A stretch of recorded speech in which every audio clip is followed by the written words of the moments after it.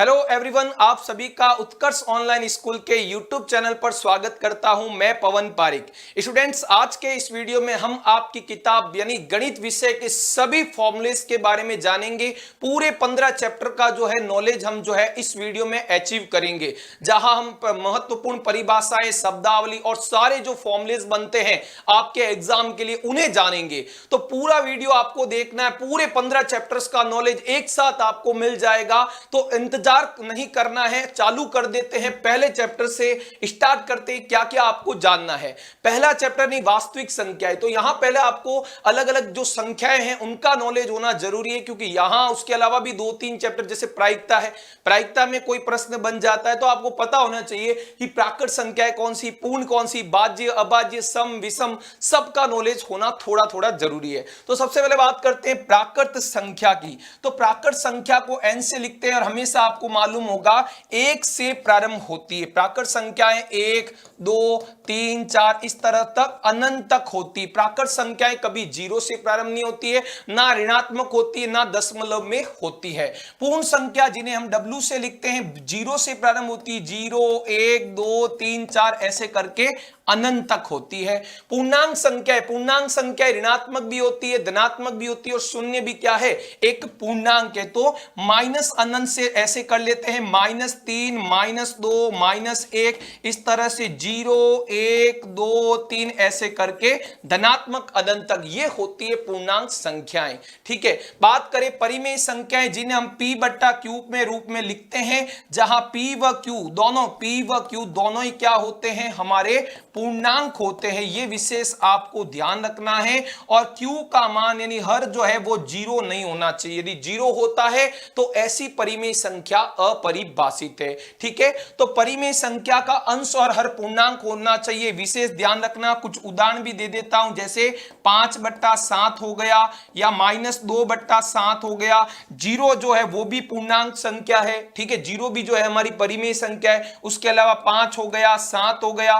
और पूर्ण वर्ग संख्या जैसे रूट के अंदर 25 लिखा है और 25 आप जानते हो पूर्ण वर्ग संख्या है, तो ये भी क्या है, एक प्रकार की परिमेय संख्या। अपरिमेय संख्याएं जैसे वर्गमूल में जो ऐसी संख्या लिखी हो जो पूर्ण वर्ग संख्या नहीं हो, जैसे हम बात करें √3, √2 है ना, √26, ये जो संख्याएं आप देख रहे हो ये अपरिमेय, क्योंकि ये जो वर्गमूल के अंदर लिखी हुई है ये हमारी पूर्ण वर्ग संख्या नहीं है। उसके अलावा बात करें पाई, तो पाई भी क्या है, अपरिमेय संख्या। लेकिन पाई का जो मान 22/7 हम लेते हैं वो हमेशा याद रखना परिमेय संख्या है।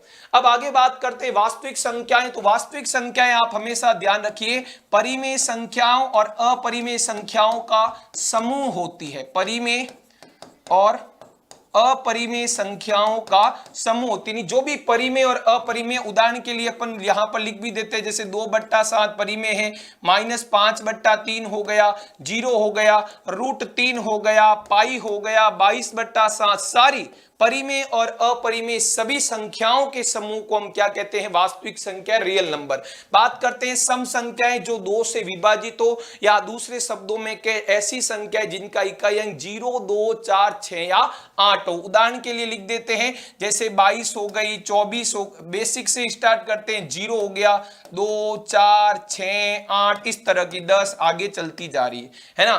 तो ये 2 से विभाजित संख्याएं सारी सम संख्याएं। विषम संख्याओं की बात करें जो 2 से विभाजित नहीं हो, जिनका इकाई अंक क्या हो, 1, 3, 5, 7 या 9 हो, जैसे 1, 3, 5, 7, 9, 11, 13 इस तरह की ये जो संख्याएं हैं ये सारी हमारी विषम संख्याएं हैं। बात करें भाज्य संख्याओं की, भाज्य संख्याएं कौन सी होती है, ऐसी संख्याएं जो स्वयं तथा एक के अतिरिक्त अन्य संख्याओं से भी विभाजित हो, उन्हें हम भाज्य संख्याएं कहते हैं। जैसे बात करें 4, तो 4 के अंदर 4 का भी भाग जाता है, 1 का भी जाता है और 2 का भी जाता है। यानी 4 के, या हम ऐसे भी कह सकते हैं ऐसी संख्याएं जिनके 2 से अधिक गुणनखंड हो। तो 4 के कितने गुणनखंड है, 3, 1, 4 और 2। ठीक है। इसी तरह जैसे 6 हो गया, आपके 8 हो गया, ये 9 हो गया, आपके 10 हो गया, ये इस तरह की सारी हमारी भाज्य संख्याएं हैं। अभाज्य संख्याओं की बात करें, ऐसी संख्याएं जो स्वयं तथा एक से ही विभाजित हो, अन्य संख्याओं से नहीं होती है। दूसरे शब्दों में बोले, इनके केवल और केवल 2 ही गुणनखंड होते हैं। जैसे एग्जाम्पल के लिए बात करें, 2, 3, 5, 7, 11, 13 इस तरह से आ रही बात समझ में। और भी होती है। सबसे छोटी अभाज्य संख्या की बात करें 2 होती है, सबसे छोटी भाज्य संख्या की बात करें 4 होती है, ये भी आपको ध्यान रखना है। और एक की बात करें, एक जो है ना तो भाज्य है ना अभाज्य है, एक ना तो भाज्य और न अभाज्य, ये विशेष ध्यान देना है, प्रायिकता के अंदर भी पूछ लिया जाता है। ठीक है, एक ना तो भाज्य है ना अभाज्य है। आगे बढ़ते हैं पहले पार्ट में। और क्या ध्यान रखना है, परिमेय संख्याओं का दशमलव प्रसार। तो आप जानते हो शांत दशमलव प्रसार, दूसरा होता है अशांत दशमलव प्रसार, जिसे हम अशांत आवर्ती भी कह सकते हैं, क्योंकि यहां अंकों की पुनरावृत्ति होती है। तो यहां पर आप विशेष ध्यान देना है हर का, यानी हर के अभाज्य गुणनखंड जो है, हर के अभाज्य गुणनखंड में 2 या 5 के गुणनखंड हो, यानी 2 की घात m इंटू, ये रूप समझ लो, 2 की घात m इंटू 5 की घात n के रूप का यदि हर है, रूप का हर हो, तो हमेशा याद रखना शांत दशमलव प्रसार वाली संख्याएं होगी। क्लियर है, ये विशेष ध्यान देना। जैसे एग्जांपल के लिए बात करें, मान लीजिए आपके पास से 7/8 हो गया या 16/50 हो गया, ऐसी संख्याएं, तो इसके हर में आप 8 के अभाज्य गुणनखंड करोगे या 50 के अभाज्य गुणनखंड करोगे, केवल 2 और 5 ही नजर आएगा। 2 अकेला भी हो सकता है अभाज्य गुणनखंड में, 5 अकेला भी हो सकता है, और 2 एवं 5 दोनों के गुणनखंड हो सकते हैं। ठीक है, और अशांत आवर्ती की बात करें तो इनका जो 2 की घात m इंटू 5 की घात n के रूप का हर नहीं होता है। ठीक है, रूप का हर नहीं होता है, हर जो है अलग रूप का होता है, या हम ऐसे भी कह सकते हैं कि इनके हर में 2 एवं 5 के अतिरिक्त भी संख्याएं आती, जैसे 3 आ गया, 7 आ गया, 11 आ गया, है ना। तो ऐसी संख्याओं को हम जो है अशांत आवर्ती दशमलव, अशांत आवर्ती जो है परिमेय संख्या के अंदर लेते हैं। एग्जांपल्स की बात करें तो 6/15 हो गया, या 129/2 की घात 2 इंटू 5 की घात 7 इंटू 7 की घात 5, है ना। तो 15 के अभाज्य गुणनखंड में देखो 3 और 5 दोनों आ रहे हैं। इसी तरह यहां भी आप देखो हर के अंदर 2 और 5 के अतिरिक्त संख्या 7 भी आ रही है ना। तो 2 अकेला आ जाए, 5 अकेला आ जाए, या 2 एवं 5 दोनों आए तो शांत दशमलव प्रसार, अन्यथा अशांत दशमलव प्रसार होता है। ठीक है, और यहां अंकों की क्या होती है, पुनरावृत्ति होती है। ठीक है, जैसे एग्जांपल के लिए 0.121212 अनंत तक चल रहा है, इस तरह के जो उदाहरण है वो अशांत परिमेय संख्याओं के अंतर्गत है। अगला इसमें आपको ध्यान रखना है यूक्लिड विभाजन प्रमेय का a बराबर BQ प्लस R। इसे याद रखने की ट्रिक भी है, ए बालक क्यों रोवे, ए बालक क्यों रोवे, तो इससे आप याद रख सकते हो a बराबर BQ प्लस R। और ये कुछ नहीं है, भाज्य बराबर भाजक इंटू भागफल प्लस शेषफल वाला कॉन्सेप्ट है ना। भाज्य बराबर भाजक इंटू भागफल प्लस शेषफल, बस यहां ये याद रखना है कि शेषफल का मान सदैव भाजक से कम होगा। 0 हो सकता है, 0 से बड़ी संख्या हो सकती है, लेकिन भाजक जिसका हम भाग देते हैं उससे सदैव शेषफल का मान कम होता है। ठीक है, और a और b हमारे क्या होते हैं, यहां धनात्मक पूर्णांक होते हैं। मसब और लसब का आपको विशेष ध्यान देना है। मसब क्या होता है, ऐसी अभाज्य संख्याएं जो सर्वनिष्ठ अर्थात सभी संख्याओं के अभाज्य गुणनखंड हो और न्यूनतम घात लेने। आपने जो भी संख्याएं दी है उनके आप अभाज्य गुणनखंड कर दो और देखो जो सभी संख्याओं के अभाज्य गुणनखंड में आए उन्हें हमें मसब में चुनना है, और उनकी भी न्यूनतम घात यानी छोटी घात लेनी है, वो होता है मसब। लसब की बात करें तो ऐसा जरूरी नहीं है, जो भी संख्याएं आपको दी है उनके अभाज्य गुणनखंड में कोई भी संख्या है, चाहे सब में आए नहीं आए, आप सभी संख्याओं को ले लो और उनकी अधिकतम घातें लो और उनका गुणा कर लो, वो लसब होगा। और ये सूत्र विशेष ध्यान रखना है, दो संख्याओं का जो गुणनफल है, यानी मान लीजिए कोई दो संख्याएं हैं a और b, इनका गुणा जो है मसब इंटू लसब के बराबर होता है। ठीक है, उसके बाद ये छोटी सी प्रमेय अंकगणित की आधारभूत प्रमेय, ये कुछ नहीं है कि कोई भी संख्या है उसको आप अभाज्य गुणनखंड कर दो और अभाज्य गुणनखंडों के गुणा के रूप में उस संख्या को लिख सकते हो। ये होती है अंकगणित की आधारभूत प्रमेय, है ना। अब बात करते हैं चैप्टर 2 द्विघात बहुपद के बाद में। ठीक है, जो चैप्टर 2 है बहुपद, उसके अंदर द्विघात बहुपद का विशेष रोल है, जिसका व्यापक रूप होता है ax square plus bx plus c। ठीक है, जहां पर आपको विशेष ध्यान देना है, जहां a का मान कभी भी 0 नहीं हो सकता है। क्लियर है, एक्स स्क्वायर का जो गुणांक है a, उसका मान 0 नहीं हो सकता है। और a b व c तीनों, a b व c तीनों ही क्या होती है, वास्तविक संख्याएं होती है। ठीक है, तीनों ही वास्तविक संख्याएं होती है। एक्स स्क्वायर का गुणांक a कहलाता है, x का गुणांक b, और c को हम अचर पद भी कहते हैं, क्योंकि इसके साथ कोई x नहीं है, कोई चर विद्यमान नहीं है। हमेशा याद रखना, द्विघात बहुपद के दो शून्यक होते हैं। कितने होते हैं, दो शून्यक होते हैं। ठीक है, इनमें भी तीन केस होते हैं, काल्पनिक शून्यक भी हो सकते हैं, दोनों शून्यक समान भी हो सकते हैं, और दो अलग अलग शून्यक भी होते हैं, उन पर भी हम चर्चा करेंगे। अब हम जो है शून्यकों को अल्फा व बीटा मान लेते हैं। जो शून्यक होते हैं ना, अल्फा और बीटा, ग्रीक अक्षर से उन्हें निरूपित कर देते हैं। ठीक है, अब शून्यकों एवं गुणांकों में संबंध, गुणांक कौन से होते हैं, a b और c गुणांक है, और शून्यक जिन्हें हमने अल्फा और बीटा माना है। तो शून्यकों का योग, जिसे हम अल्फा प्लस बीटा कहते हैं, उसका फॉर्मूला होता है माइनस बी बट्टा ए, और शून्यकों का गुणा, जिन्हें हम अल्फा इंटू बीटा कहते हैं, उसका फॉर्मूला होता है सी बट्टा ए। ठीक है, माइनस एक्स का गुणांक बट्टा एक्स स्क्वायर का गुणांक, और ये है अचर पद बट्टा एक्स स्क्वायर का गुणांक। अगला है, यदि शून्यकों का योग और गुणनफल दिया जाए तो बहुपद क्या होगा। यानी आपको सवाल में अल्फा प्लस बीटा दे दे और अल्फा इंटू बीटा दे दे, तो आप बहुपद कैसे ज्ञात करोगे। तो सीधा फॉर्मूला एक आपको बता रहा हूं, के गुणा x square minus alpha plus beta गुणा एक्स प्लस अल्फा बीटा। ये फॉर्मूले से आप सीधे ज्ञात कर सकते हो। एक तो तरीका होता है, आप जो है ABC तुलना करके निकालते हो, वो तो है ही है, और उसके अलावा ये डायरेक्ट फॉर्मूला भी आप यहां उपयोग कर सकते हैं, जहां k क्या होता है, k कोई अचर पद या वास्तविक संख्या होती है। ये वास्तविक संख्या, या हम इसे अचर भी कह सकते हैं। ठीक है, ये फॉर्मूला कब यूज करना है, जब आपको शून्यकों का योग और गुणा सवाल के अंदर दे दे और आपको द्विघात बहुपद पूछे, तो ये फॉर्मूला उपयोग करना। ठीक है, बहुपद की बजाय द्विघात बहुपद बेस्ट रहेगा। ठीक है, आगे बढ़ते हैं। आपको देखा होगा आपके सेकंड चैप्टर में आलेख भी है, तो आलेखों को समझना है, और ये आलेख जो है विशेषतया फोकस कर रहे हैं द्विघात बहुपद के लिए।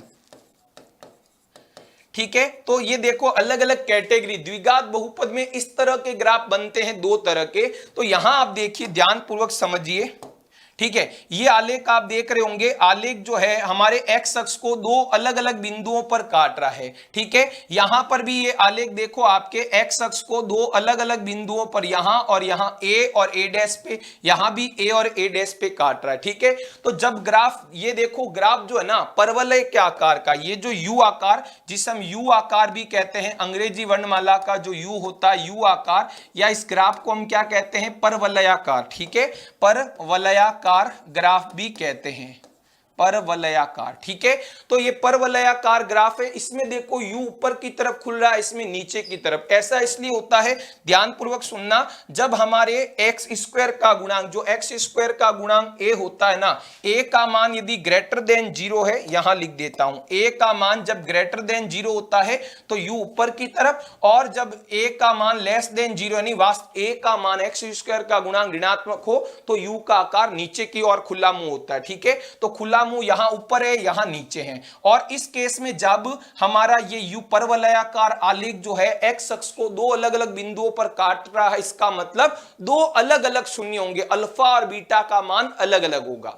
यहां देखिए दूसरे कंडीशन की बात करें तो आपका ये जो आकार यू शेप यानी परवलयाकार आलेख एक्स अक्ष को केवल एक ही बिंदु पर प्रतिच्छेद कर रहा है, या एक ही बिंदु पर स्पर्श कर रहा है। यहां भी देख ली, बस अंतर क्या है, यहां पर खुला मुंह ऊपर की तरफ है, यहां खुला मुंह नीचे की तरफ है। तो खुला मुंह ऊपर की तरफ होता है तो a का मान ग्रेटर देन 0, और नीचे की तरफ होता है तो a का मान होता है लेस देन 0 यानी 0 से छोटा। अब यहां एक ही बिंदु पर स्पर्श कर रहा है, इसका मतलब क्या है कि अल्फा और बीटा का मान समान होगा, समान शून्यक होंगे। यहां पर क्या होगा, समान शून्यक होंगे। जो द्विघात बहुपद होते हैं उसके दो शून्यक होते हैं, यहां अल्फा और बीटा दोनों का मान क्या होगा, बराबर होगा। यहां पर क्या होगा, अल्फा और बीटा मान अलग अलग नहीं होंगे, यानी असमान दो शून्यक होंगे, असमान दो शून्यक यहां पर होंगे, है ना, दो वास्तविक शून्यक होंगे और अलग अलग होंगे, यहां शून्यक क्या होंगे, सेम होंगे। अब बात करते हैं थर्ड कंडीशन। यहां देखिए आपका आलेख एक्स अक्ष को प्रतिच्छेद नहीं कर रहा है, पूरी तरह से एक्स अक्ष से ऊपर है।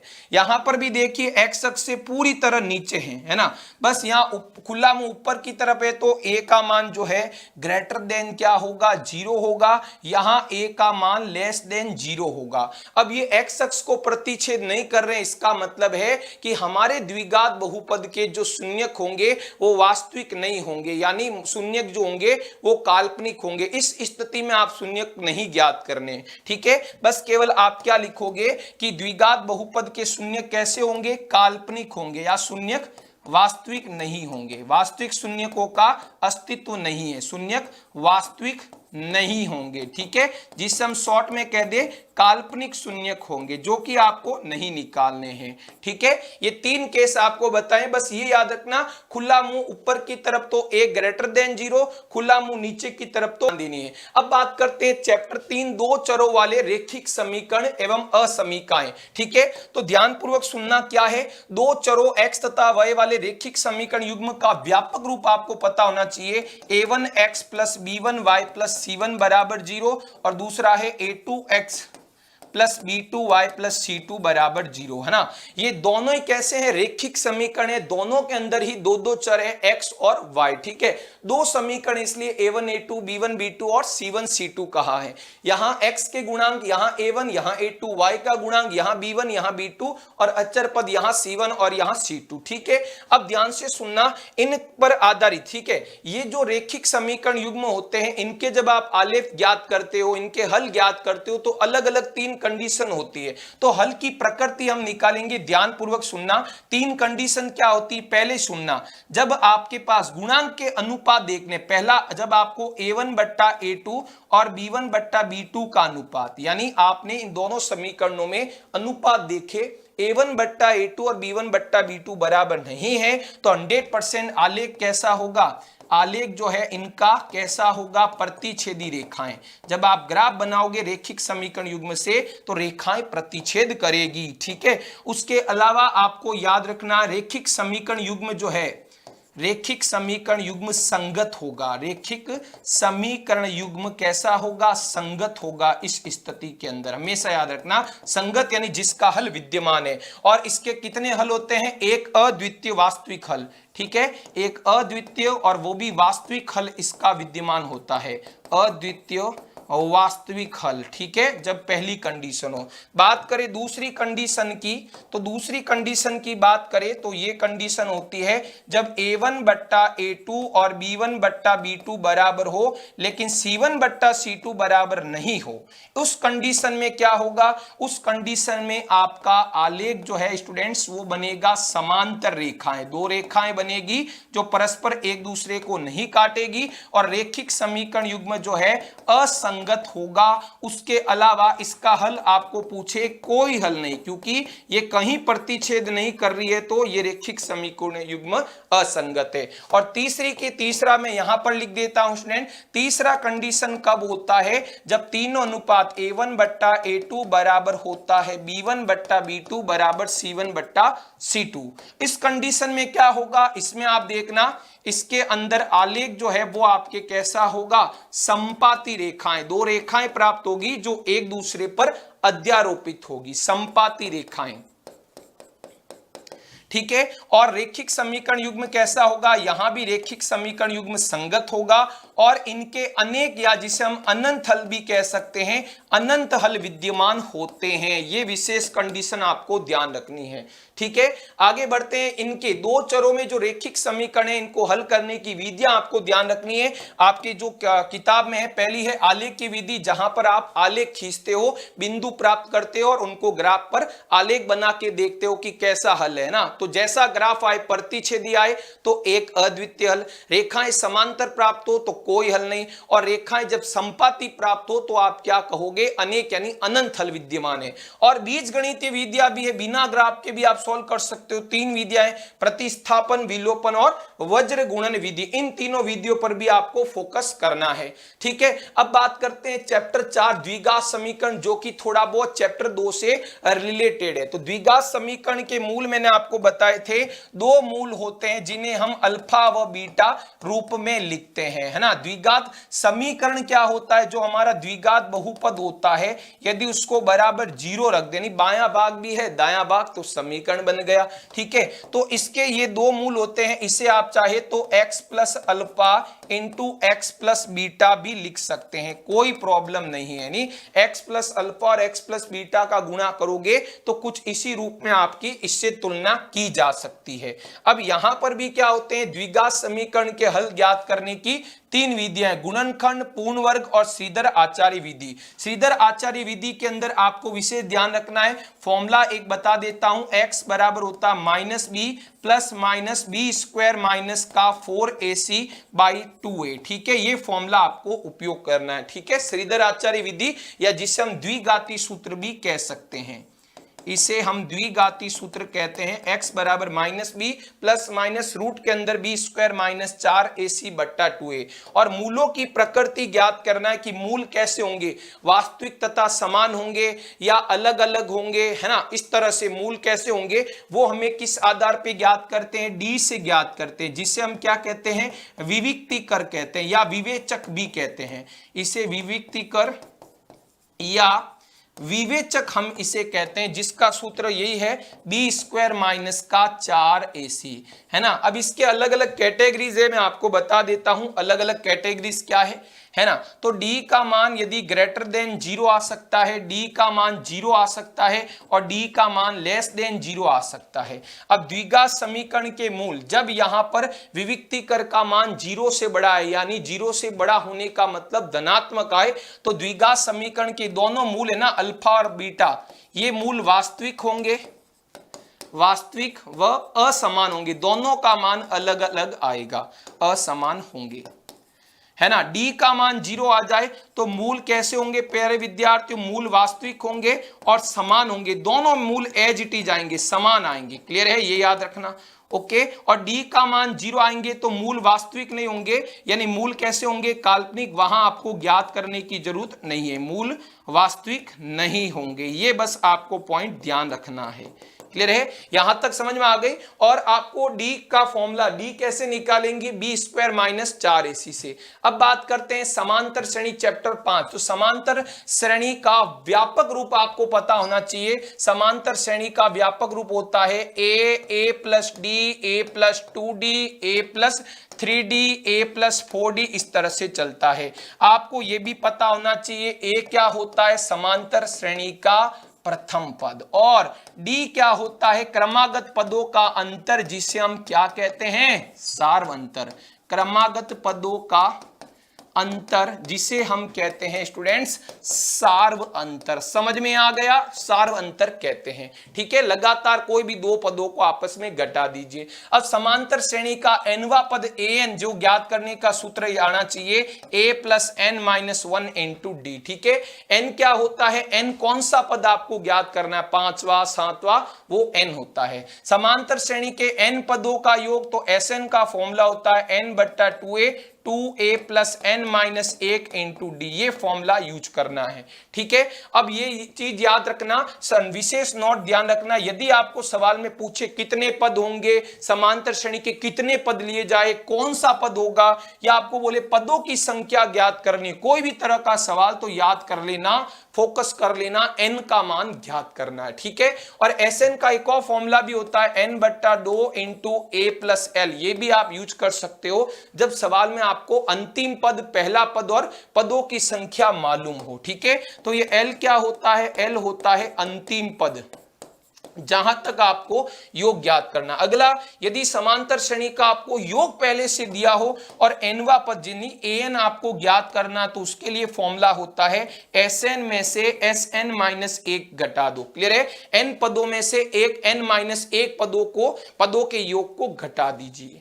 आगे बात करते हैं चैप्टर 6 त्रिभुज, जहां हमें विशेष फोकस करना होता है समरूपता पे। तो समरूपता क्या में आपको विशेष ये पॉइंट ध्यान रखना है कि रूप समान होने चाहिए। त्रिभुज बड़े और छोटे हो सकते हैं, त्रिभुज बराबर हो सकते हैं, बस रूप देखना है त्रिभुज कैसे समरूप होंगे। उसके लिए कुछ नियम आपके पास है। पहला नियम है डबल ए या जिसे हम ट्रिपल ए कहते हैं, कोण कोण या ट्रिपल कोण नियम, जिसके अंदर यदि दो त्रिभुजों के संगत कोण बराबर हो, मान लीजिए कोण ए कोण डी के बराबर है, कोण बी जो है स्टूडेंट्स कोण ई के बराबर है, और कोण सी जो है कोण एफ के बराबर है, तो ये दोनों त्रिभुज हो जाएंगे समरूप। और लिख देंगे त्रिभुज एबीसी समरूप हो जाएगा त्रिभुज डी ई एफ के।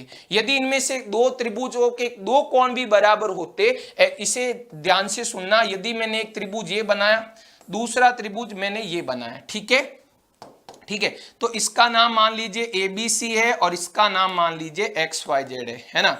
तो मान लीजिए कोण ए एक्स के बराबर है और बी जो है वाई के बराबर है। अब तीसरे कोण का कोई जिक्र नहीं दिया, तो ए एक्स के बराबर बी वाई के बराबर, तो दो त्रिभुज है और दो दो कोण ही बराबर है, तो भी आपस में क्या होते हैं समरूप। तो त्रिभुज एबीसी जो है वो समरूप होगा त्रिभुज एक्स वाई जेड के, और ये जो चिन्ह होता है वो समरूपता का होता है। तो पहला नियम, यदि दो त्रिभुजों में तीनों कोण बराबर हो या कोई दो कोण भी बराबर हो तो हम त्रिभुजों को कहेंगे कि समरूप हो। टोटल 3 नियम होते हैं।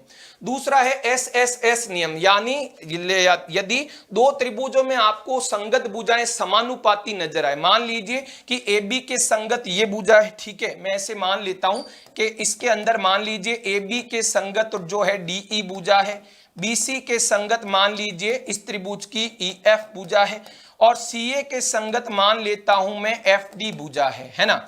और यदि आपने पाया कि AB बट्टा DE मतलब इस त्रिभुज की जो इसमें संगत है उनका अनुपात BC बट्टा EF बराबर है CA बट्टा FD, यदि दो त्रिभुज है और संगत भुजाएं जो है इसका बट्टा ये बट्टा ये और ये बट्टा, यानी जो संगत भुजाएं यदि समानुपाती आ जाए, ये तीनों का अनुपात बराबर आ जाए, तो आप इन त्रिभुजों को क्या कह सकते हो कि त्रिभुज आपस में समरूप है, ठीक है। ये होता है भुजा भुजा भुजा नियम, ठीक है। यदि दो त्रिभुजों की संगत भुजाएं समानुपाती हो तो दोनों त्रिभुज समरूप होते हैं। तीसरा होता है भुजा कोण भुजा।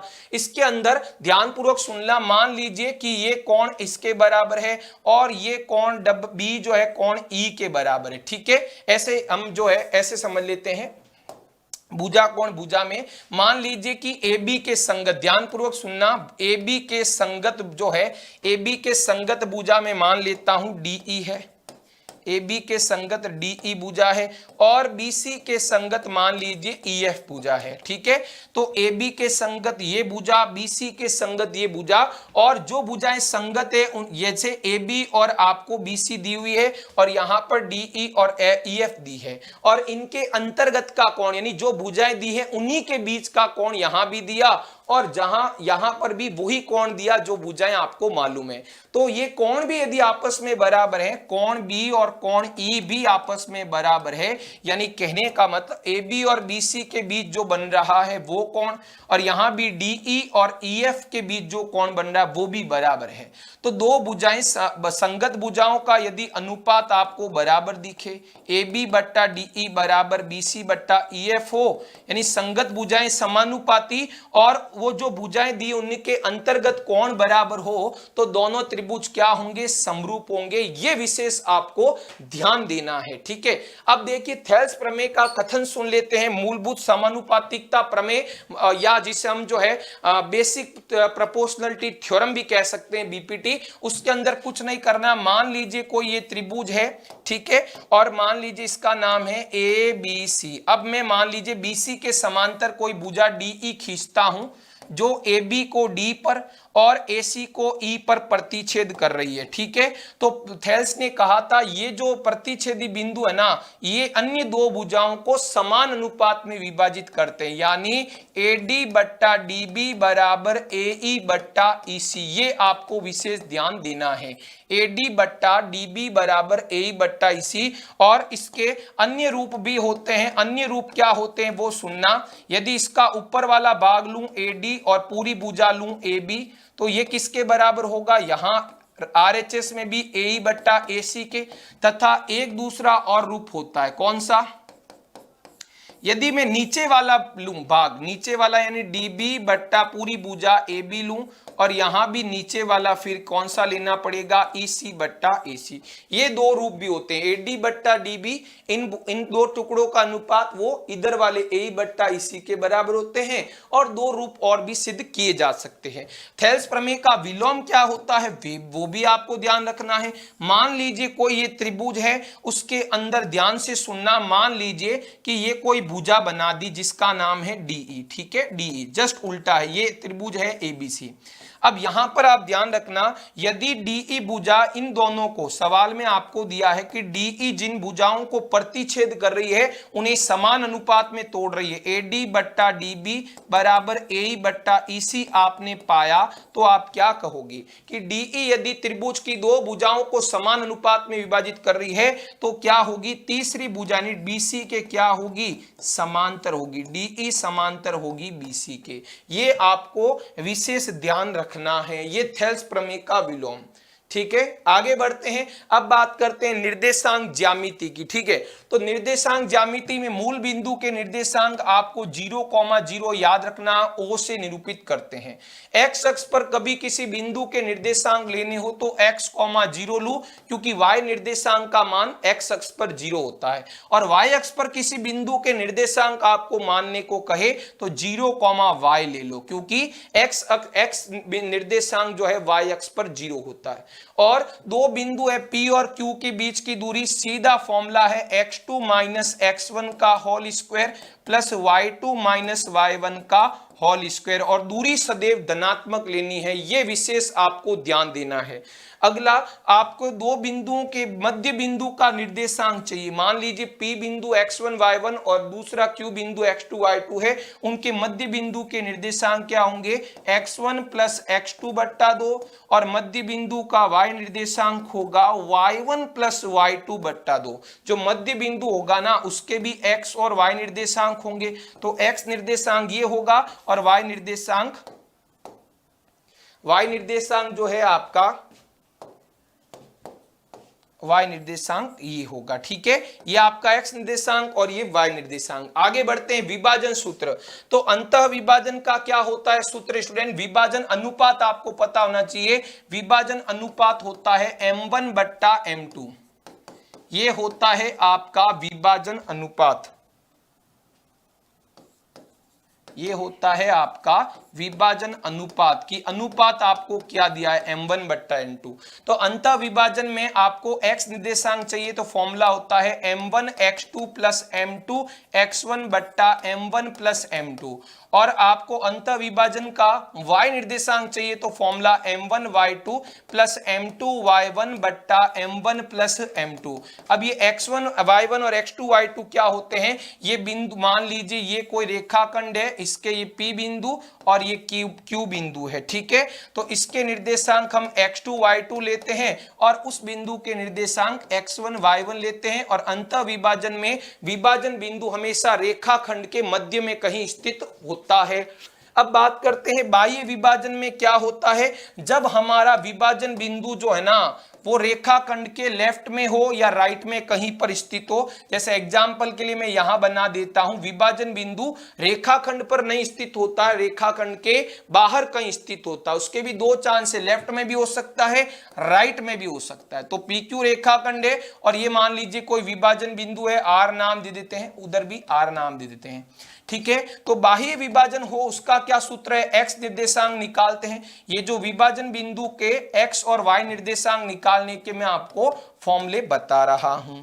ठीक है, तो x निर्देशांक का होगा m1 x2 minus m2 x1 बट्टा m1 माइनस m2, ये होता है, और y निर्देशांक का होता है m1 y2 minus m2 y1 बट्टा m1 माइनस m2।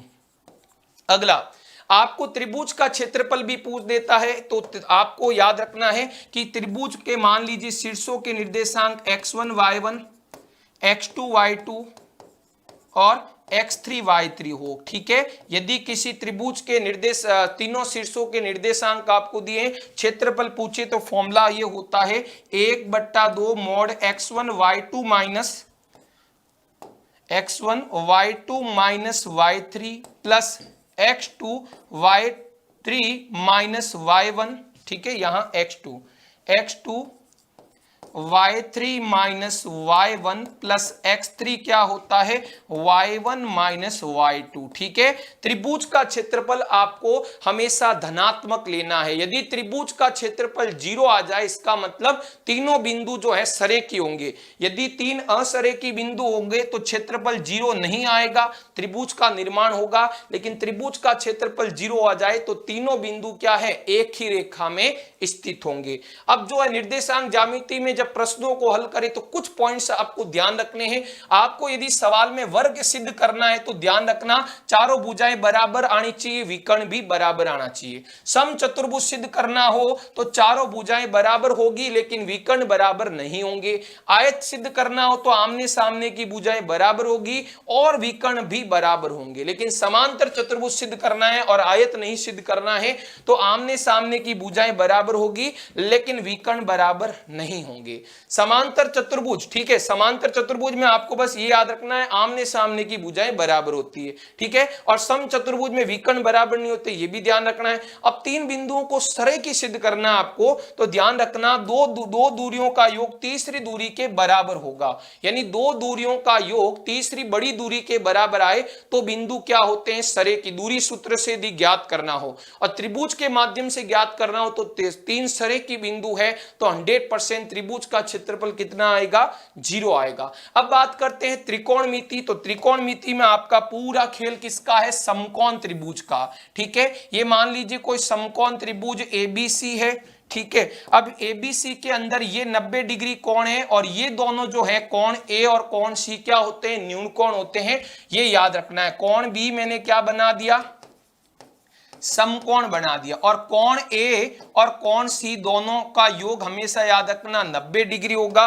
और ये दोनों जो है ना, कोण A व कोण C जो है न्यून कोण होंगे हमेशा। ये आपको विशेष पॉइंट ध्यान रखना, ये दोनों ही न्यून कोण होते हैं, ठीक है। उसके अलावा कोण A और कोण C में से आपको प्रश्न के दौरान एक टाइम यानी एक पर ही फोकस करना, या तो सवाल इस पर केंद्रित होगा या सवाल आपका इस पर केंद्रित होगा। तो आपको जब अज्ञात मतलब न्यून कोण पता नहीं हो तो अज्ञात न्यून कोण को हम थीटा मानते हैं। क्या मानते हैं, अज्ञात न्यून कोण को स्टूडेंट्स थीटा मानते हैं। ये आपको विशेष ध्यान देना है। और ये दोनों कोण A और कोण C का योग 90 डिग्री होता है, यानी ये आपस में क्या होते हैं, पूरक कोण होते हैं, ठीक है। ये विशेष आपको ध्यान रखना है। यदि मैं कोण थीटा इसको ले लेता हूं, ठीक है, जैसे एग्जांपल के लिए आपके लिए यहां पर मैं वापस एक बार समकोण त्रिभुज बना देता हूं। ये मान लीजिए हमारा कोण थीटा है, ठीक है। इस त्रिभुज का नाम दे देता हूं ABC। तो ये आपको ध्यान रखना है, जो 90 डिग्री कोण है ना, उसके सामने वाली भुजा कर्ण होती है। और जिस पर अभी जैसे सवाल में फोकस करूं तो ये भी न्यून कोण है और ये भी न्यून कोण है, लेकिन मेरा फोकस कोण C पर है, यानी कोण C पर फोकस करके मैं क्वेश्चन करना चाहता हूं। तो इसे मैं थीटा मान लूं और थीटा जो होता है उसके सामने वाली भुजा लंब ले लो और तीसरी भुजा को क्या ले लो, आधार ले लो। और एक चीज ध्यान रखना है आपको कि जो समकोण त्रिभुज है हमेशा उसके अंदर पाइथागोरस प्रमेय लगती है, जिसका क्या होता है सूत्र, कर्ण स्क्वायर बराबर आधार स्क्वायर प्लस लंब स्क्वायर। यहां पर जो है 90 डिग्री के सामने वाली भुजा हमेशा कर्ण होगी। तो याद रखना AC का जो वर्ग होगा, जो सबसे बड़ी भुजा होती है वो कर्ण होती है, उसका जो वर्ग होगा वो अन्य दो भुजाएं AB और BC के वर्गों के योग के बराबर होगा। AB square plus BC square के बराबर होता है, ठीक है। और यहां पर आपको ध्यान रखना, यदि मैं थीटा C को मानूं तो यहां पर एक लाल बट्टा कक्का फॉर्मूला से आपको सारे त्रिकोणमितीय अनुपात आने चाहिए कि कैसे निकालते हैं, ठीक है। तो L जो है, मैं L किसे लिख रहा हूं, लंब को लिख रहा हूं, A लिख रहा हूं यहां आधार को, और K को जो है मैं कर्ण कह रहा हूं, ठीक है। क्योंकि मैं बार बार लंब आधार कर्ण नहीं लिखूंगा तो कर्ण को K, लंब को L और आधार को A लिखता हूं। अब देखो कोण A और कोण C में से किसी को भी आप थीटा मान सकते हैं। यदि मैं कोण C को थीटा मानूं तो उसके सामने वाली AB भुजा लंब हो गई, 90 के सामने वाली सदैव कर्ण और BC आधार है, ठीक है। तो यहां पर आप ध्यान से सुनना, 6 त्रिकोणमितीय अनुपात बनते हैं। साइन थीटा होता है स्टूडेंट लंब बट्टा कर्ण, कोस थीटा होता है थीटा मतलब न्यून कोण अज्ञात, आधार बट्टा कर्ण, और टेन थीटा होता है स्टूडेंट लंब बट्टा आधार, ठीक है। फिर कोट होता है, ऐसे चलना आपको, ठीक है, इस तरह से एल बट्टा के तो साइन थीटा, आधार बट्टा कर्ण कोस थीटा, लंब बट्टा आधार टेन थीटा। अब वापिस उल्टा चलो और अनुपात भी उल्टा लो, आधार बट्टा लंब कोट, कर्ण बट्टा आधार सेक, और कर्ण बट्टा लंब कोसेक हो जाएगा, ठीक है। अब हम बात कर लेते हैं कोट की, तो कोट थीटा हो जाएगा आपके आधार बट्टा लंब, कोस का उल्टा होता है सेक थीटा कर्ण बट्टा आधार, और साइन का होता है कोसेक थीटा, वो होता है कर्ण बट्टा लंब। ये भी आपको त्रिकोणमिति में विशेष ध्यान देने हैं, ठीक है। थीटा के सामने वाली भुजा लंब होती, थीटा यदि कोण ए पर मानते तो आप ये भुजा लंब होती है ना, थीटा कोण बी को नहीं मान सकते क्योंकि बी तो होता है 90 डिग्री। अब कुछ फॉर्मुलेस भी आपको ध्यान रखने हैं, विशेष सुनना भी, फॉर्मुले कौन कौन से आपको ध्यान रखने हैं वो बता देता हूं आपको, ठीक है। तो फॉर्मूले आपको ध्यान रखने, सबसे पहले व्युत्क्रम के फॉर्मूले, व्युत्क्रम के फॉर्मूले क्या होते हैं, व्युत्क्रम कौन कौन किसका होता है सुनना। सबसे पहले बात करते हैं साइन थीटा और कोसेक थीटा, ये एक दूसरे के दोनों व्युत्क्रम होते हैं, विशेष ध्यान दीजिए। साइन थीटा और कोसेक थीटा एक दूसरे के व्युत्क्रम होते नहीं, 1 बट्टा साइन थीटा बराबर कोसेक थीटा, और 1 बट्टा 1, जैसे एग्जाम्पल के लिए बता ही देता हूं, 1 बट्टा साइन थीटा जो होगा वो आपके कोसेक थीटा, और 1 बट्टा कोसेक थीटा होगा वो आपके साइन थीटा के बराबर होता है। उसी तरह बात करें अब दूसरे, तो तुरंत लिख दूंगा, तो कोस थीटा का व्युत्क्रम क्या होता है सेक थीटा, और सेक थीटा का व्युत्क्रम कोस थीटा। तीसरा होता है टेन, टेन थीटा का व्युत्क्रम होता है कोट थीटा, और कोट थीटा का व्युत्क्रम होता है टेन थीटा। ये आपको ध्यान रखने, विशेष फोकस इन पर आपको करना है। उसके अलावा अब पूरक कोणों वाले भी फॉर्मूले याद रखना, पूरक कोणों पर आधारित भी सर्व समीकरणों के फॉर्मूले होते हैं, वो ध्यान रखना। पूरक कोणों वाले कौन से फॉर्मूले हैं, पूरक कोणों पर आधारित, ठीक है। तो ध्यान रखना भाई, साइन 90, साइन का पूरक कौन होता है स्टूडेंट, साइन का पूरक होता है कोस, कोस का होता है साइन, ये विशेष ध्यान रखना आप, आ रही बात सुने। अगला होता है टेन, टेन का होता है आपके कोट होता है, और कोट का होता है टेन। इसी तरह सेक का कोसेक होता है, और कोसेक का क्या होता है स्टूडेंट सेक होता है। क्या होता है ये पूरक का मतलब, जैसे आपको बोले साइन 90 माइनस थीटा तो वो होगा आपके कोस थीटा के बराबर, और कोस 90 माइनस थीटा कहे तो वो होगा आपके साइन थीटा के बराबर। इसी तरह इनका भी होता है, टेन 90 माइनस थीटा वो कोट थीटा के बराबर, और cot 90 minus theta tan theta के बराबर, ठीक है। तो आप बस ये सीधे संबंध ध्यान रख लीजिए। उसके बाद कुछ सर्व समीकरण होती है, वो भी आपको विशेष ध्यान देनी है। सर्व समीकरण कौन सी होती है, अच्छे से सुनना। पहली मुख्य सर्व समीकरण होती है sine square plus cos square theta बराबर 1। दूसरी आपके होती है 1 plus tan square theta equal to होता है सेक स्क्वायर थीटा, विशेष ध्यान रखना है। तीसरी होती है 1 plus cot square theta equal to होता है कोसेक स्क्वायर थीटा। अब इनके दो अन्य रूप भी होते हैं, जैसे यहां साइन स्क्वायर को आप उधर पक्षांतरण करो तो वैल्यू बन जाएगी कोस स्क्वायर थीटा बराबर 1 माइनस साइन स्क्वायर थीटा, कभी कभार ये भी यूज कर ली जाती है। और यदि मैं साइन स्क्वायर को हम जैसे कोस स्क्वायर को उधर भेज दूं तो साइन स्क्वायर बराबर बन जाएगा 1 माइनस का कोस स्क्वायर थीटा। तो जो सिद्ध करने वाले सवाल आते हैं वहां आपको ये तीनों रूप मन में ध्यान में रखने हैं। अगला 1 प्लस टेन स्क्वायर थीटा बराबर सेक स्क्वायर थीटा होता है, 1 को उधर भेज दो तो टेन स्क्वायर थीटा बराबर बनेगा सेक स्क्वायर थीटा माइनस का 1, और यदि मैं टेन स्क्वायर को उधर भेज दूं तो यहां 1 बच जाएगा, वो बनेगा सेक स्क्वायर थीटा माइनस का टेन स्क्वायर थीटा। इसी तरह यहां भी देखो, मैं 1 को उधर भेज दूं तो कोट स्क्वायर थीटा बराबर बन जाएगा आपके कोसेक स्क्वायर थीटा माइनस का 1, और यदि मैं एक उसको किसको एक को कोट को उधर भेज दूं तो 1 बराबर बनेगा कोसेक स्क्वायर थीटा माइनस का कोट स्क्वायर थीटा। क्लियर है? इस तरह से आगे बढ़ते हैं। अब आपको सारणी भी पता होनी चाहिए, त्रिकोणमिति के जो मान होते हैं sine cos tan cot sec और कोसेक के विशेष कोण आपके कौन कौन से ध्यान रखने हैं, 0 डिग्री, 30 डिग्री, 45 डिग्री, 60 डिग्री और 90 डिग्री। इन 5 कोणों के साइन कोस टेन कोट सबके मान आपको ध्यान रखने हैं।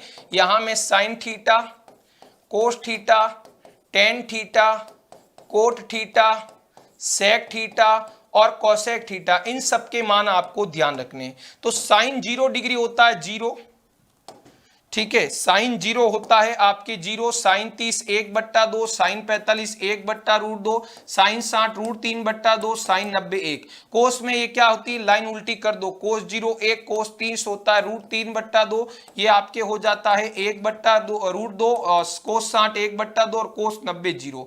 टेन के अंदर टेन 0 0 होता है, टेन 30 1/√3 होता है, टेन 45 1 होता है, टेन 60 √3 होता है और टेन 90 का मान क्या होता है, अपरिभाषित, जिसे हम अनंत भी कह सकते हैं। कोट में लाइन उल्टी कर दो, पहला अपरिभाषित हो जाएगा, फिर यहां √3, फिर यहां 1, फिर 1/√3 और उसके बाद 0 होता है। अब बात करते हैं सेक की, तो सेक कोस का व्युत्क्रम होता है, 1 का व्युत्क्रम 1 ही होगा, √3/2 का होगा 2/√3 और उसके बाद ये हो जाएगा √2, उसके बाद 2 और 0 का व्युत्क्रम होता है स्टूडेंट्स अपरिभाषित, है ना। अब इस लाइन को वापस पलट दो तो कोसेक आ जाएगा अपरिभाषित, अगला 2, फिर √2, फिर 2/√3 और उसके बाद 1, ठीक है, ये हो गई कोसेक की लाइन। तो त्रिकोणमिति में ये विशेष आपको ध्यान रखने हैं, ठीक है। अब चैप्टर 9 जहां त्रिकोणमिति के अनुप्रयोग है, बहुत ही इजी है। दृष्टि रेखा क्या होती है आपको पता होना चाहिए। यदि ये आपकी आंख है और ये कोई वस्तु है,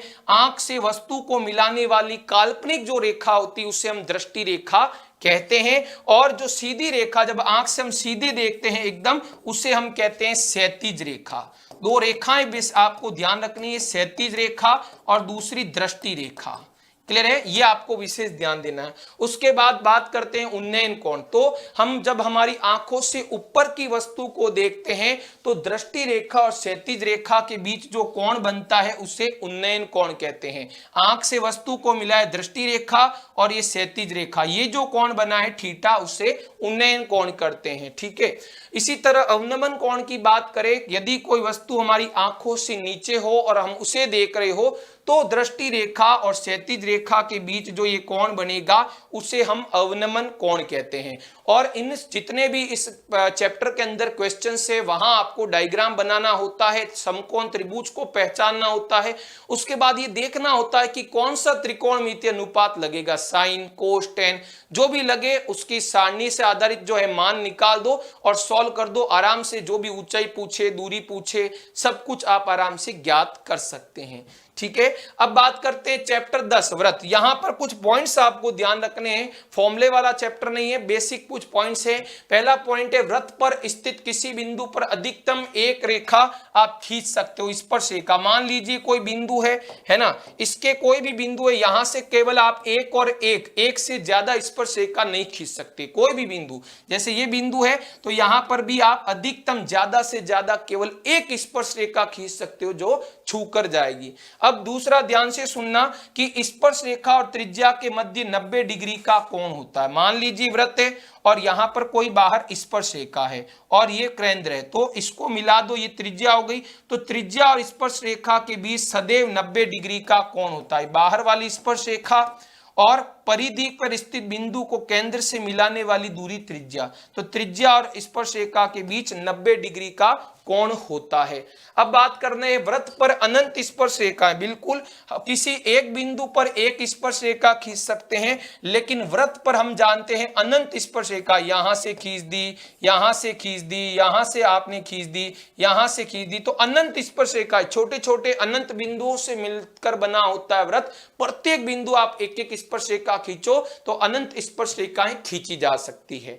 दूसरा और विशेष पॉइंट, किसी बाहरी बिंदु से आप व्रत पर अधिकतम 2 स्पर्श रेखाएं खींच सकते हो। मान लीजिए वृत्त है और ये कोई बाहरी बिंदु है, अब आपको इस बाहरी बिंदु से स्पर्श रेखा खींचनी है तो आप अधिकतम ज्यादा से ज्यादा कितनी खींच सकते हो, 2 खींच सकते हो, 2 से ज्यादा नहीं खींच सकते हो। पर वृत्त पर स्थित कोई बिंदु है उससे आप 1 खींच सकते हो, ठीक है, यह आपको ध्यान रखना है। अगला, वृत्त के व्यास के दोनों अंत बिंदु पर खींची गई स्पर्श रेखाएं समांतर होती। बिल्कुल ये कोई वृत्त है और उसके अंदर मान लीजिए कोई भी एक व्यास बना है, खूब सारे व्यास बनाए जा सकते हैं। अब मैंने व्यास के इस बिंदु पर भी स्पर्शरेखा खींची, इस पर भी स्पर्शरेखा खींची, तो ये दोनों जो स्पर्शरेखा है ना परस्पर समांतर होगी। व्यास के दोनों सिरों पर जो आपने स्पर्शरेखाएं खींची वो परस्पर समांतर होती। मान लीजिए इसका नाम है ए बी और इसका नाम है पी क्यू। तो व्यास के दोनों, एक इस छोर पे खींची और एक इस छोर पर स्पर्शरेखा खींची, तो ये स्पर्शरेखाएं ए बी और पी क्यू आपस में समांतर होगी। अगला, वृत्त के बाहर, ध्यान से सुनना, वृत्त के बाहर स्थित किसी बिंदु से वृत्त पर खींची गई दो स्पर्शरेखाएं परस्पर समान होती है। अभी हमने आपको पता है बाहरी बिंदु से स्पर्शरेखाएं खींची थी। ये बाहरी बिंदु आपने एक तो यहां स्पर्शरेखा खींची, एक यहां खींची। ध्यान पूर्वक सुनना, एक तो यहां खींची, एक यहां खींची। तो मान लीजिए बाहरी बिंदु का नाम P है, ये ए बिंदु स्पर्श बिंदु, ये बी बिंदु। तो P से आपने दो स्पर्शरेखाएं PA और PB खींची, इनकी लंबाइयां हमेशा बराबर होती है। दोनों स्पर्शरेखाओं की लंबाइयां क्या होती है? बराबर होती है। इस पर आपको विशेष ध्यान देना है। अगला, वृत्तों से संबंधित कुछ क्षेत्रफल है, ध्यान से सुनना। वृत्त की परिधि और परिमाप है ना, वृत्त का जो चैप्टर है इसके अंदर फॉर्मूले, ओके, वृत्त के अंदर फॉर्मूलेज आपको विशेष ध्यान देना। वृत्त की परिधि या परिमाप जिसे हम कहते हैं उसका फॉर्मूला होता है 2 पाई r, जहां r क्या होती है स्टूडेंट्स? त्रिज्या होती है ना। किसी भी वृत्त का आप एक चक्कर लगाते हो, ये वृत्ताकार पाथ है, आप इसका एक चक्कर लगाते हो तो एक चक्कर में जो दूरी तय करी गई होगी उसे कहते हैं वृत्त की परिधि, जिसका फॉर्मूला है 2 पाई r।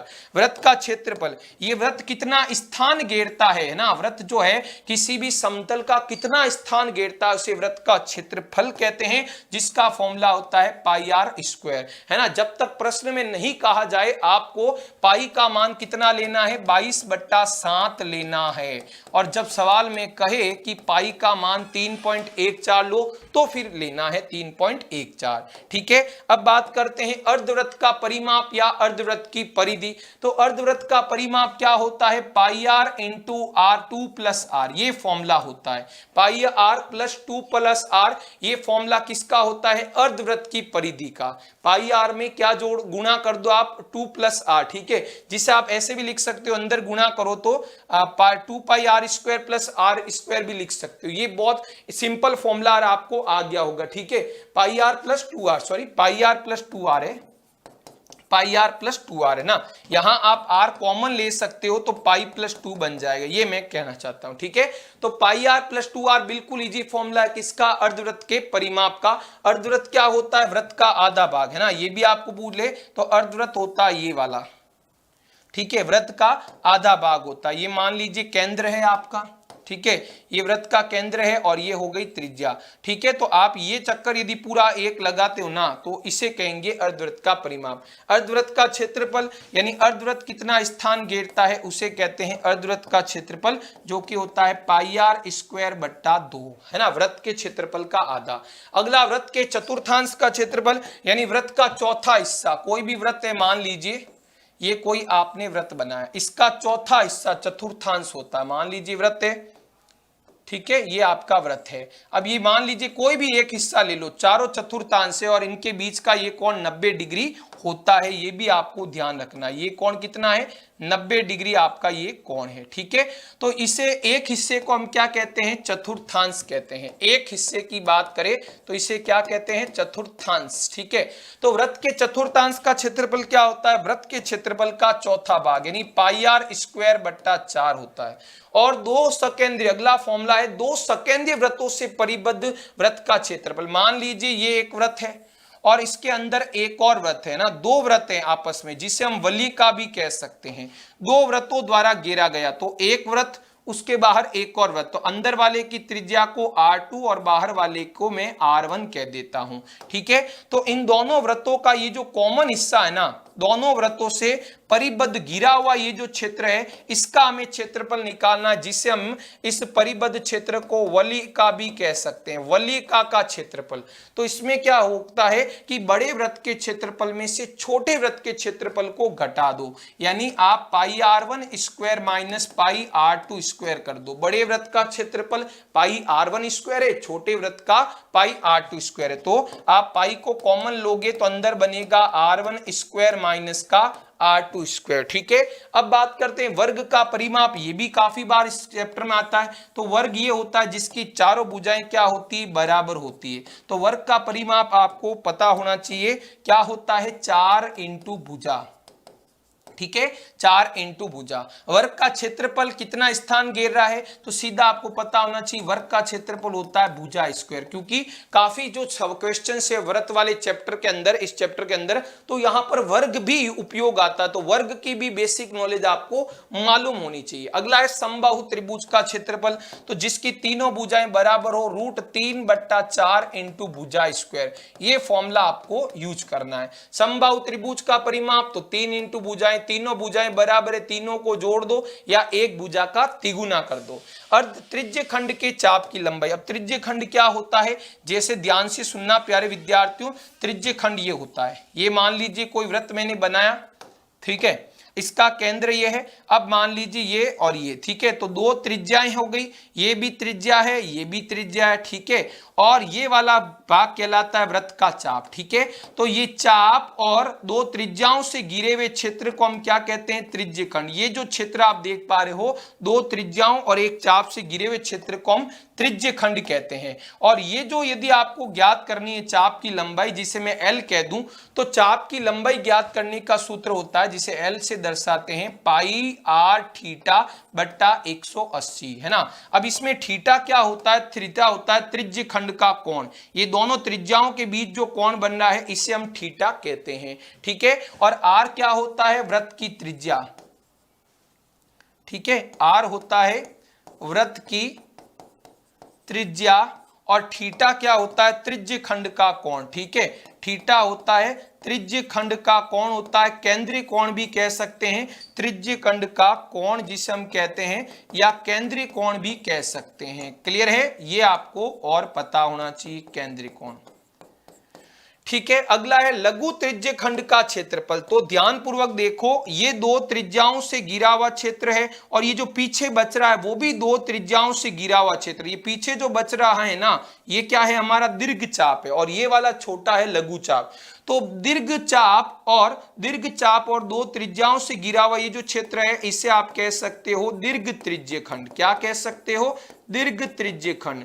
और जो 2 त्रिज्याओं और छोटे चाप से घिरा हुआ है, इसे आप कहोगे लघु त्रिज्य खंड। ठीक है, तो लघु और दीर्घ में आपको पता होना चाहिए, छोटा भाग जो होता है उसे लघु, बड़े भाग को दीर्घ कहते हैं। तो लघु त्रिज्य खंड का क्षेत्रफल होता है पाई r स्क्वायर थीटा बट्टा 360 डिग्री। ठीक है, थीटा वही त्रिज्य खंड का कोण होता है। और आपको दीर्घ त्रिज्य खंड का पूछे तो theta pi r square theta की जगह आप क्या ले लो, पाई r स्क्वायर थीटा जो होता है उसकी जगह आप 360 डिग्री माइनस का थीटा ले लो।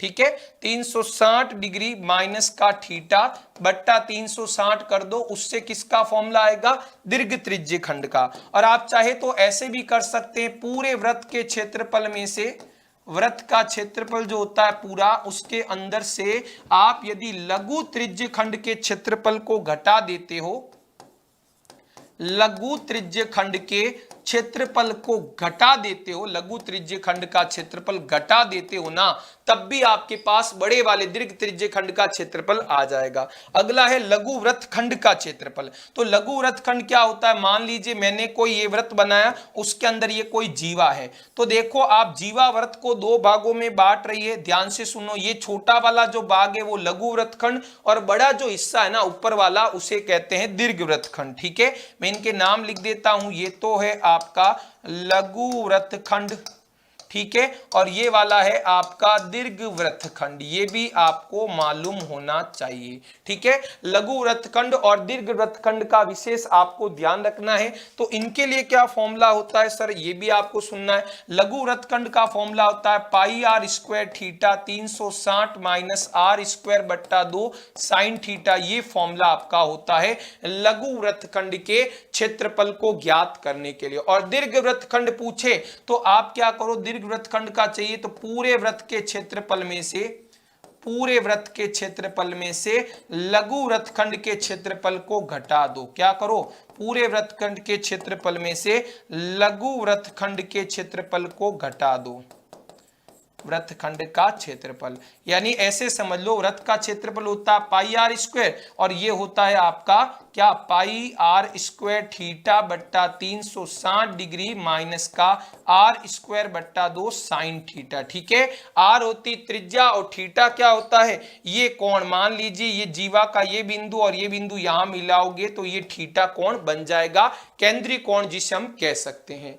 ठीक है, आगे बढ़ते हैं पृष्ठीय क्षेत्रफल और आयतन। तो इसके अंदर घन, घना, बेलन, गोला आपको जानना है। घनाप आप जानते हो इस तरह का आकार होता है जिसके अंदर लंबाई, चौड़ाई और ऊंचाई तीनों कभी बराबर नहीं हो सकते हैं। दो बराबर हो सकते हैं, लंबाई चौड़ाई बराबर हो सकती है, हो सकता है चौड़ाई ऊंचाई बराबर हो सकता है ऊंचाई लंबाई बराबर हो, तीनों कभी बराबर नहीं हो सकते। ठीक है, L not equal to B not equal to H वाला केस, तीनों कभी बराबर नहीं हो सकते हैं। तो इसके किसी एक फलक का क्षेत्रफल बोले, एक फलक कैसा होता है आयताकार। ठीक है, आयताकार होता है। ठीक है, एक फलक जो है आयताकार होता है। तो एक फलक का क्षेत्रफल कुछ भी हो सकता है, लंबाई इंटू चौड़ाई भी हो सकता है। अब कोई फलक आपने दूसरी ली तो हो सकता है वो चौड़ाई इंटू ऊंचाई भी हो सकता है ऊंचाई इंटू लंबाई भी हो सकता है। वो आपने कौन सी फलक ली उस पर डिपेंड करता है। ये आपकी लंबाई होती है, ये आपकी चौड़ाई होती है और ये आपकी ऊंचाई हो सकती है। जो फलक ली उसका वो जो आयत होगा उसका क्षेत्रफल आप निकाल दीजिए। घनाभ का संपूर्ण पृष्ठीय क्षेत्रफल पूछे तो 2 गुणा LB plus BH plus HL, सभी 6 फलक के, सारी आयताकार जो 6 फलक है पृष्ठ है सभी के क्षेत्रफलों का योग होता है। घनाभ का आयतन होता है लंबाई इंटू चौड़ाई इंटू ऊंचाई, चारों दीवारों, कमरे की चारों दीवारों, जिसे हम घनाभ का पार्श्व पृष्ठीय क्षेत्रफल भी कह सकते हैं। घनाभ का पार्श्व पृष्ठीय क्षेत्रफल भी जिसे आप कह सकते हो वो होता है 2 गुणा लंबाई प्लस चौड़ाई गुणा ऊंचाई। ठीक है, केवल 4 दीवारों की बात की गई, 2 फलक हटा दिए गए। घनाभ का विकर्ण जिसे हम अधिकतम लंबाई भी कह सकते हैं, कोई भी घनाभ में सबसे बड़ी लंबाई उसका विकर्ण होता है, formula L square plus B square plus H square. अब बात करते हैं घन की। घन के अंदर क्या होता है, घनाभ का ही एक रूप है, उसके अंदर सभी भुजाएं आपस में क्या होती है बराबर होती है ना, प्रत्येक भुजा समान होती है, लंबाई को भी है, चौड़ाई को भी है और ऊंचाई को भी a मान लेते हैं। तो घन का प्रत्येक फलक कैसा होता है वर्गाकार होता है, वर्ग यानी जिसकी चारों भुजाएं बराबर हो। और वर्ग का क्षेत्रफल आप सभी जानते हो क्या होता है भुजा स्क्वायर। ठीक है, घन का संपूर्ण पृष्ठीय क्षेत्रफल होता है 6 इंटू भुजा स्क्वायर। घन का आयतन क्या होता है आप सभी जानते हो भुजा क्यूब होता है। ठीक है, घन आपको विशेष पता होना चाहिए, आयतन यानी भुजा क्यूब। और घन की 4 दीवारों का क्षेत्रफल क्या होगा, एक दीवार का क्षेत्रफल भुजा स्क्वायर है तो 4 का हो जाएगा स्टूडेंट्स, 4 इंटू भुजा स्क्वायर। अगला घन का विकर्ण होता है √3 इंटू भुजा, भुजा रूट से बाहर है भैया, √3 इंटू भुजा होता है घन का विकर्ण। अब बात करते हैं बेलन की। तो बेलन आप जानते हो, बेलन भी एक त्रिविमीय आकृति इस तरह से बना देता हूं, ये बेलन।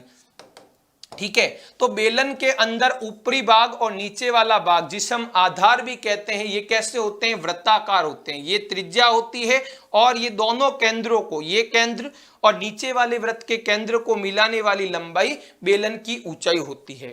तो बेलन के आधार का क्षेत्रफल, और हम अभी बोले कि आधार कैसा होता है बेलन का वृत्ताकार होता है और वृत्त का क्षेत्रफल होता है पाई आर स्क्वायर। ठीक है, बेलन के वक्र पृष्ठ का, केवल ये जो बेलन का मुड़ा हुआ भाग है ना, इसकी बात करें स्टूडेंट्स तो मुड़े हुए भाग जिसे हम वक्र पृष्ठ कहते हैं उसका क्षेत्रफल होता है स्टूडेंट 2 पाई आर एच। ठीक है, 2 पाई आर एच होता है। संपूर्ण पृष्ठ में ये आपके ये जो मुड़े हुए भाग है ना वक्र पृष्ठ भी आएगा और दोनों ये वाले वृत्त और ये वाला वृत्त, दो सभी बेलन के जितने भी वक्र पृष्ठ हो, वृत्त ऊपरी और नीचे वाला, सभी के क्षेत्रफलों का कुल पूछ रहा है। संपूर्ण पृष्ठीय क्षेत्रफल होता है 2 पाई आर गुणा आर प्लस एच। ठीक है, बेलन का आयतन होता है पाई आर स्क्वायर एच, ये आपको ध्यान रखना है। ठीक है, अगला होता है खोखला बेलन। खोखला बेलन क्या होता है, बेलन के अंदर बेलन है ना, 2 बेलनों की बात कर देते हैं, खोखला बेलन। तो खोखले बेलन में आपको ध्यान रखना है दोनों बेलन जो होते हैं अंदर वाला और बाहर वाला, दोनों की त्रिज्याएं अलग अलग होती है। ठीक है, एक की त्रिज्या हम अंदर वाले की दे देते हैं R2 और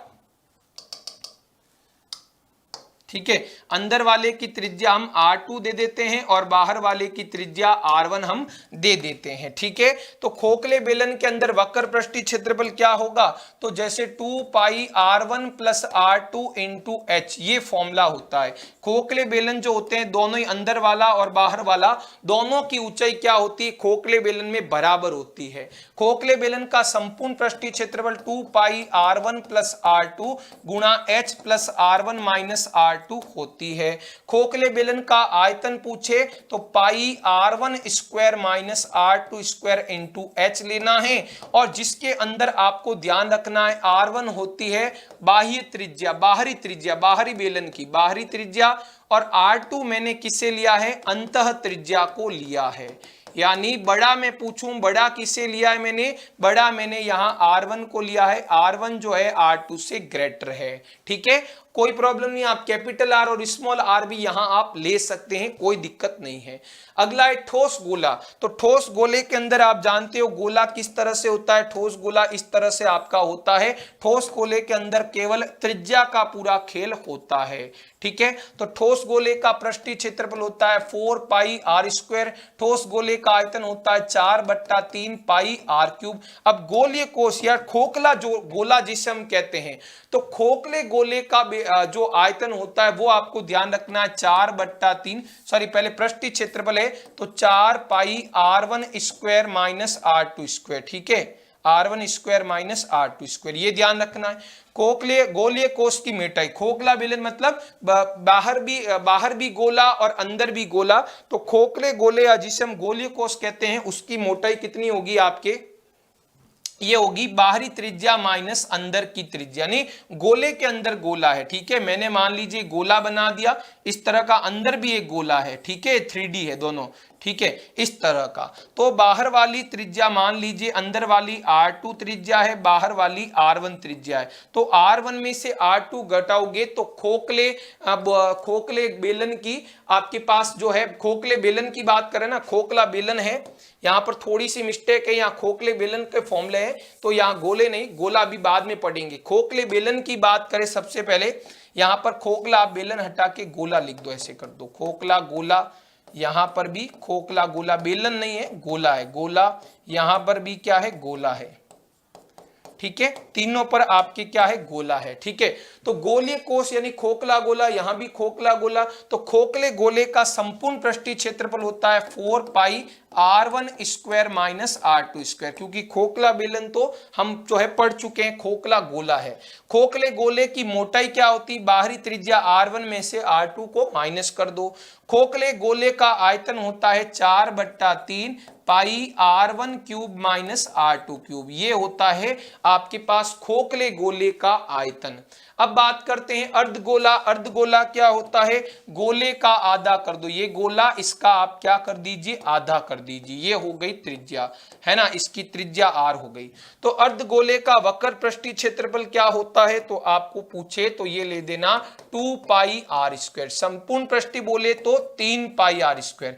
वक्र पृष्ठ मतलब कौन सा, केवल ये वाला भाग, ये वाला, है ना, संपूर्ण के अंदर ऊपर वाला भी आपको शामिल कर लेना है। ठीक है, अब देखते हैं अर्धगोले का आयतन क्या होता है, वो होता है 2/3 पाई R क्यूब।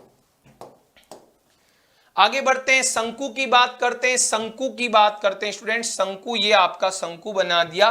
शंकु के अंदर सबसे पहले ये त्रिज्या होती है, ये शंकु की ऊंचाई होती है, और ये शंकु की तिर्यक लंबाई। तो सबसे पहले बात करते हैं शंकु की तिरछी ऊंचाई। ठीक है, और ये कौन 90 होता है, लंबवृत्तीय शंकु। तो ये त्रिज्या R, ऊंचाई H और तिर्यक लंबाई L। तो मैं इनके नाम लिख देता हूं। L तो होता है तिर्यक लंबाई या तिर्यक ऊंचाई, तिर्यक लंबाई।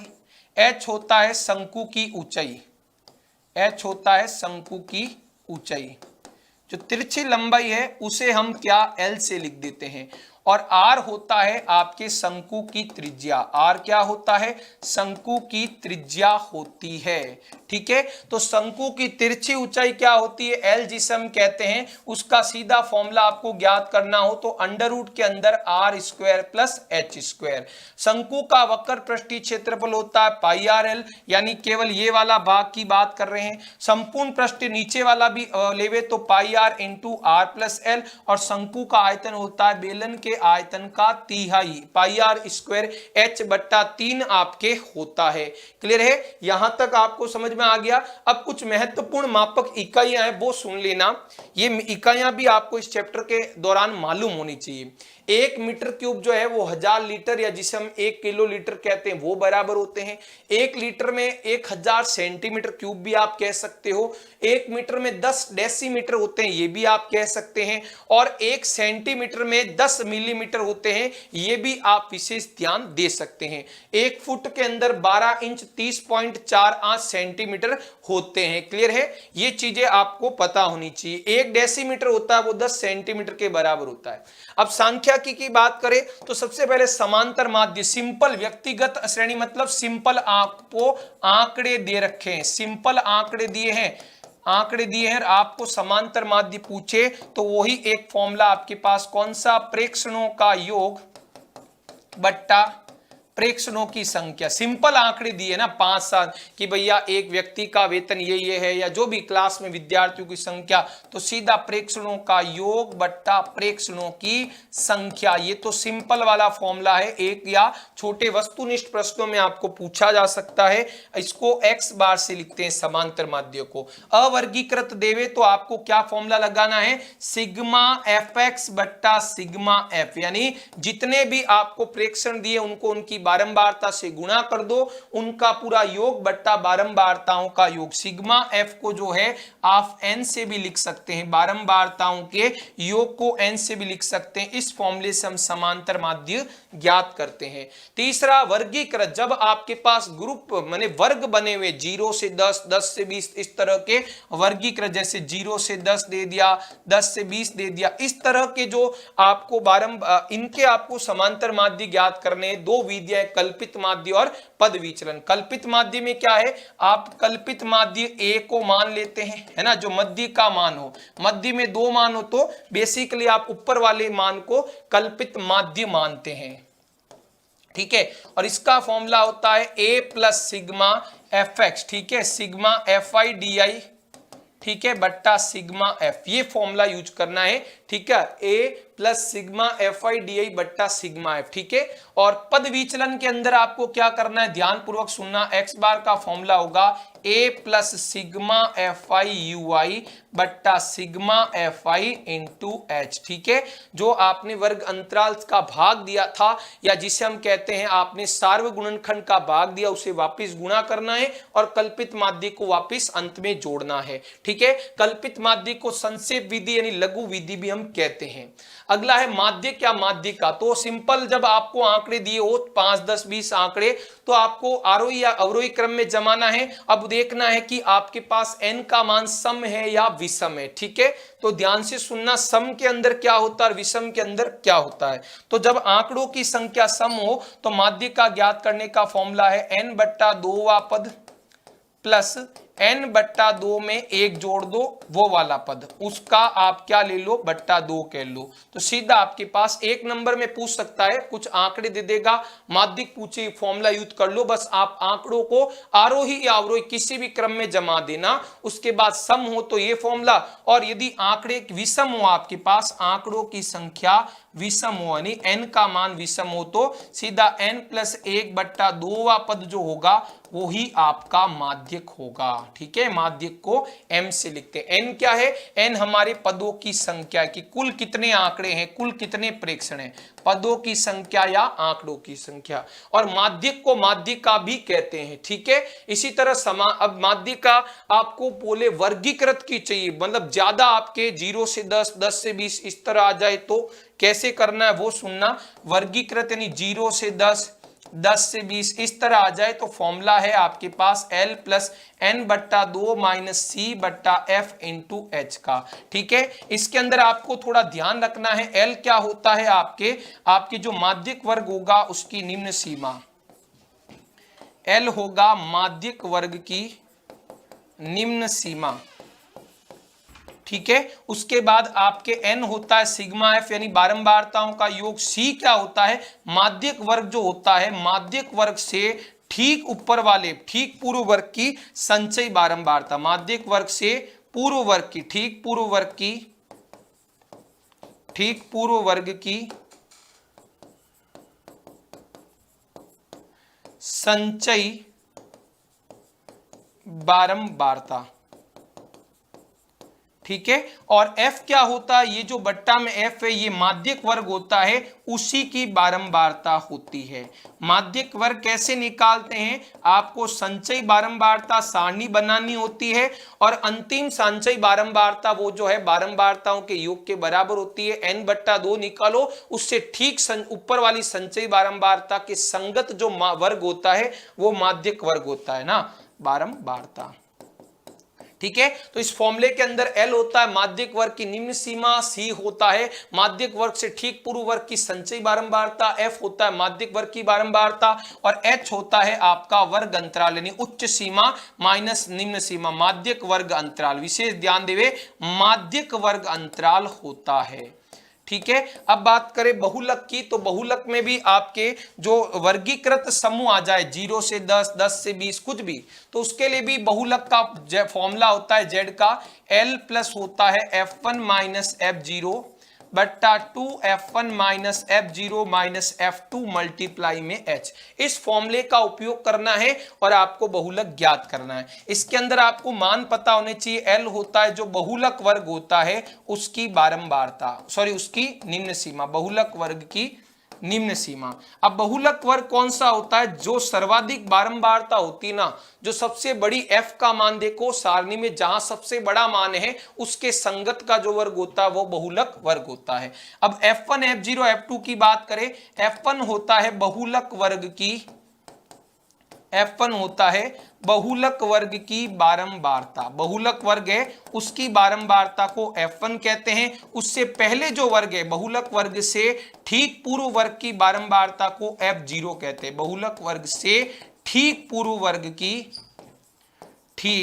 पूर्व वर्ग की बारंबारता को हम क्या कहते हैं, F0 कहते हैं। क्या कहते हैं स्टूडेंट्स, F0 कहते हैं। और F2 क्या कहते हैं, बहुलक वर्ग से ठीक बाद का जो वर्ग है, बहुलक वर्ग से ठीक बाद का जो वर्ग है, ठीक बाद वर्ग की बारंबारता को,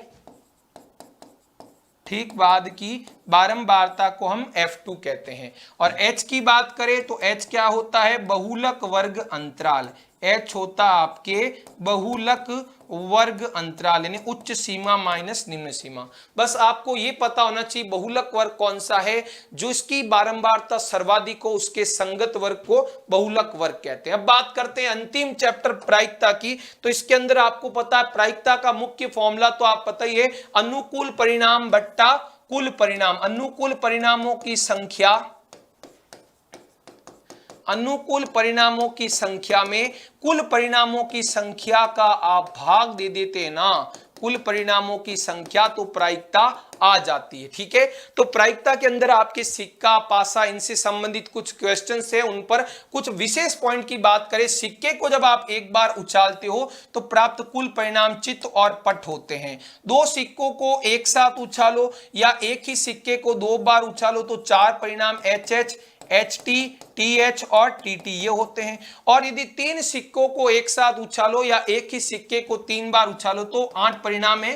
पहले ट्रिपल H दे दो, फिर अंत में एक T लगा दो HHT, फिर T को सेकंड पे लाओ, है ना, T को मध्य थर्ड नंबर पे सेकंड पे लाओ HTH, फिर T को फर्स्ट पे लाओ THH, है ना। अब तीनों ट्रिपल H माने वैसे ट्रिपल T मान लो, लास्ट वाले पर H लेकर आओ, फिर H को बीच में लाओ, फिर आप h को आगे लेकर आओ। टोटल आपके 8 परिणाम होंगे, यहाँ 4 थे और यहाँ पर 2 थे। ये सिक्के से संबंधित जो सवाल आए वहां आपको ये कॉन्सेप्ट यूज करना। पासा, पासे पर आप जानते हो 6 फलक होते हैं और सभी 6 फलकों पर 1 से लगाकर 6 तक की संख्या होती है। तो पासे को एक बार फेंकोगे तो 6 परिणाम हो सकते हैं, 1 2 3 4 5 और 6, ये 6 संख्याएं। और एक पासे को 2 बार फेंको या 2 पासे आपके पास है एक साथ फेंको तो क्या क्या परिणाम होते हैं? 36 परिणाम होते हैं, आप सभी को पता है। 1 1 1 2 1 3 इस तरह से, फिर 2 1 2 2 2 3 इस तरह से पूरे 36 परिणाम, अंत में 6 5 और अंत में 6 6। अब पूरे नहीं लिखूंगा, शॉर्ट में बता दिया, 36 परिणाम होते हैं। 1 1 1 2 1 3, फिर 2 1 2 2 2 3, फिर 3 1 3 2 3 3 3 4, इस तरह से 36 परिणाम संभव होते हैं। ये विशेष आपको ध्यान देना है। ताश की बात करें तो ताश में कुल पत्ते कितने होते हैं? ताश पर विशेष देखना, सवाल बड़े बनते हैं। ताश के अंदर कुल पत्ते आपको बोले कितने होते हैं? 52 होते हैं, ठीक है। और इन 52 को भी 13 13 के 4 समूह में बांटा गया होता है, ठीक है। पहले इन 52 को 26 26 में बांट देता हूं, है ना। 26 जो पत्ते होते हैं वो काले रंग के होते हैं, 26 काले रंग के, और 26 जो है लाल रंग के पत्ते होते हैं। 52 पत्तों में से 26 तो होते हैं काले रंग के और 26 होते हैं लाल रंग के। अब काले रंग 26 होते हैं, उनको भी 13 13 में मैं विभाजित करता हूं और 26 वालों को भी 13 13 के अंदर विभाजित करता हूं। तो 13 काले रंग के पत्ते कौन से होते हैं? सबसे पहले बात करें तो 13 के अंदर आते हैं काले हुकुम का पत्ता और काली चिड़ी का पत्ता। आ रही बात समझे? ये होते हैं। और 13 लाल के अंदर कौन से होते हैं? 13 एक तो होते हैं लाल पान के पत्ते और 13 होते हैं आपके लाल ईंट के पत्ते, इस टाइप से, ठीक है। ये होता है हुकुम, इसके नाम लिख देते हैं। ये होता है आपका हुकुम के पत्ता 13, ये सारे काले रंग के। ये होते हैं आपके चिड़ी के पत्ते, आ रही बात में, 13 पत्ते चिड़ी के। 13 होते हैं आपके लाल पान के पत्ते और 13 होते हैं लाल ईंट के पत्ते। ये जो है ना 13 हुकुम और 13 चिड़ी काले रंग के होते हैं, और ये जो 13 लाल पान के और 13 लाल ईंट के होते हैं, ठीक है। ये 13 13 के 4 ग्रुप होते हैं, ये विशेष आपको ध्यान देने, ठीक है। 13 + 13 किया 26, 13 + 13 किया 26 और सारे को जोड़ा तो टोटल 52 पत्ते ताश में होते हैं। अब इन 13 में होते कौन से, ये भी आपको पता होना चाहिए। 13 को जो सेट होता है उसमें कौन कौन से पत्ते होते हैं, ठीक है। तो पहला पत्ता इक्का होता है, एस जिसे हम कहते हैं इक्के का पत्ता, पहले क्रम का पत्ता भी कहते हैं। इक्के के बाद 2 3 4 5 6 7 8 9 और 10 तक की गिनती। उसके बाद आपके आते हैं के, फिर आते हैं क्यू और उसके बाद जे। के यानी होता है किंग, बादशाह, ये होता है आपके बादशाह का पत्ता।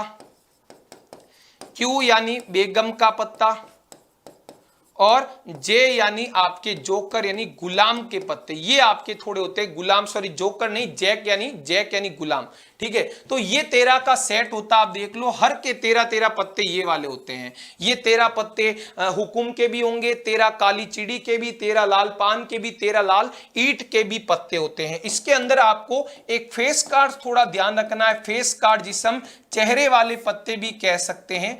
फेस यानी होता है चेहरा, चेहरे वाले पत्ते कौन कौन से होते हैं?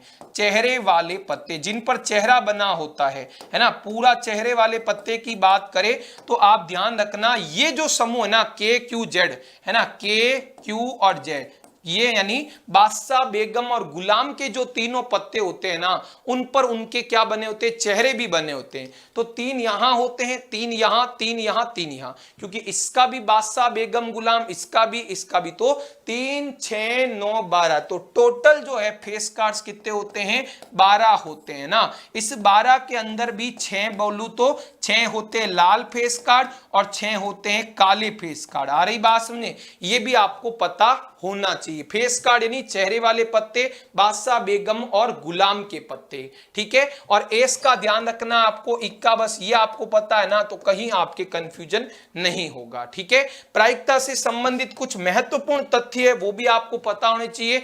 तो प्रायिकता का मान 0 हो सकता है, 1 भी हो सकता है, लेकिन 0 से छोटा नहीं हो सकता, 1 से बड़ा नहीं हो सकता। हाँ बिल्कुल 0 से 1 के बीच हो सकता है। जैसे मान लीजिए कोई एक घटना है और उसकी प्रायिकता P ऑफ A ए है, तो पी ऑफ ए का मान 0 और 0 से बड़ा या 1 से छोटा होता है। 0 कब होता है स्टूडेंट, ध्यान रखना, 0 आपके कब होता है, जब घटना कैसी हो, निश्चित असंभव। पी ऑफ किसी घटना की प्रायिकता, मान लीजिए किसी कोई घटना ई है, उसकी प्रायिकता 0 है, तो ऐसी घटना असंभव घटना कहलाती है।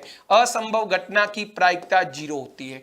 किसी घटना की प्रायिकता 1 है तो उसे क्या कहेंगे, निश्चित घटना, या जिसे हम अवश्य घटना भी कहते हैं, जो कि होना ही होना संभव है। ठीक है, प्रायिकता का मान 0 से कम और 1 से अधिक कभी नहीं हो सकता है, 0 और 1 हो सकता है। ठीक है, और किसी घटना के घटित नहीं होने की प्रायिकता को हम पी ऑफ ए बार या पी ऑफ ई बार, ई यानी घटना, आप चाहे तो ए की जगह ई भी लिख सकते हैं। तो कोई घटना नहीं घटित होगी तो उस ई के ऊपर या ए के ऊपर बार लिख सकते हो। ठीक है, ये फॉर्मूला आपको ध्यान रखना है।